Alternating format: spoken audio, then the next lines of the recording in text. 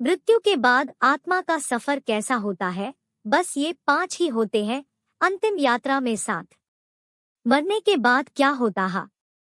कहा जाता है कि व्यक्ति खाली हाथ आया है और खाली हाथ ही जाएगा। लेकिन ग्रंथों के अनुसार व्यक्ति की मृत्यु के बाद भी 5 चीजें उसके साथ अगले जन्म तक जाती है। तो आइए जानते हैं मरने के बाद क्या साथ ले जाता है व्यक्ति। जो भी उस व्यक्ति से जुड़ी भौतिक सुख की चीजें हैं, वह सब यही रह जाती है। अगर पुराण, वेद और बाकी धर्मग्रंथ को देखा जाए तो उनमें स्पष्ट बताया गया है कि व्यक्ति की मृत्यु के बाद भी कुछ चीजें उसके साथ अगले जन्म तक जाती है।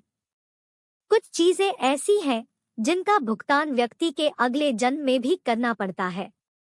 तो आइए जानते हैं ऐसी कौन सी 5 चीजें हैं जो मरने के बाद भी व्यक्ति के साथ जाती है। मृत्यु के बाद आत्मा का सफर कैसा होता है? बस ये 5 ही होते हैं अंतिम यात्रा में साथ।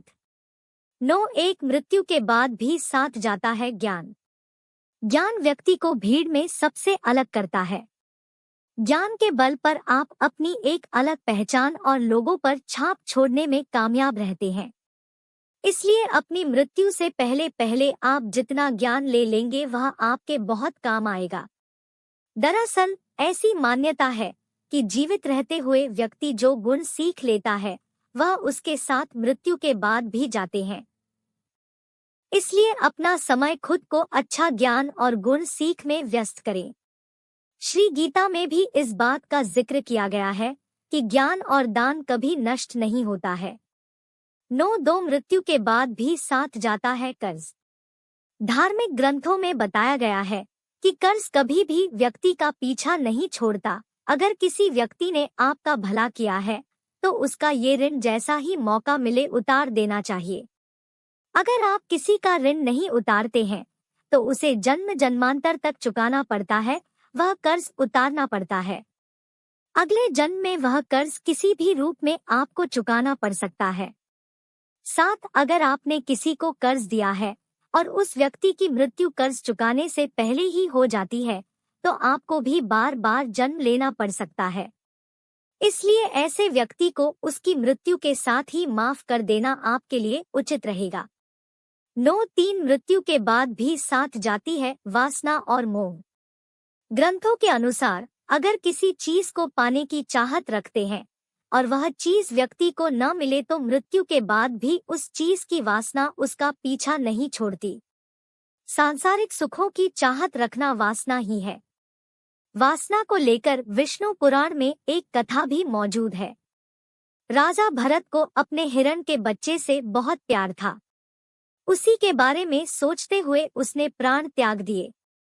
अगले जन्म में राजा को खुद हिरण रूप में जन्म लेना पड़ा।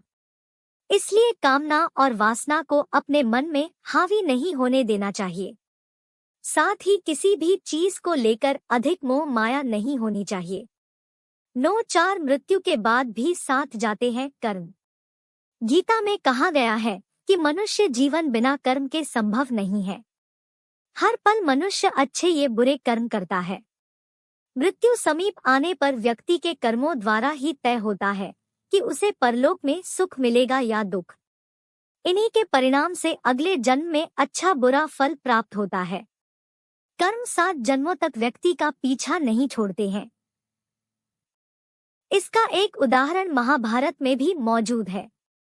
बाणों की शैया पर लेटे हुए भीष्म को भगवान कृष्ण से जब भीष्म वे पूछा कि मुझे ऐसी मृत्यु क्यों मिली तो भगवान कृष्ण ने उन्हें 7 जन्म पहले की घटना याद दिलाई। 7 जन्म पहले भीष्म ने एक अधमरे सांप को उठाकर नागफनी के कांटों पर फेंक दिया था। कर्म मनुष्य का कभी पीछा नहीं छोड़ते। 5 मृत्यु के बाद भी साथ जाता है पुण्य। अपने अक्सर घर के बड़ों से सुना होगा कि दान और परोपकार कभी खाली नहीं जाता है। इसका जिक्र शास्त्रों में भी किया गया है। जीवन में अगर कोई अपरिचित व्यक्ति आपकी मदद करता है, इसका अर्थ है कि वह पिछले जन्म में आपके द्वारा किए गए दान और परोपकार को चुका रहा है। इसलिए दान पुण्य करते रहना चाहिए। यह व्यक्ति की मृत्यु के बाद भी इसके साथ जाते हैं।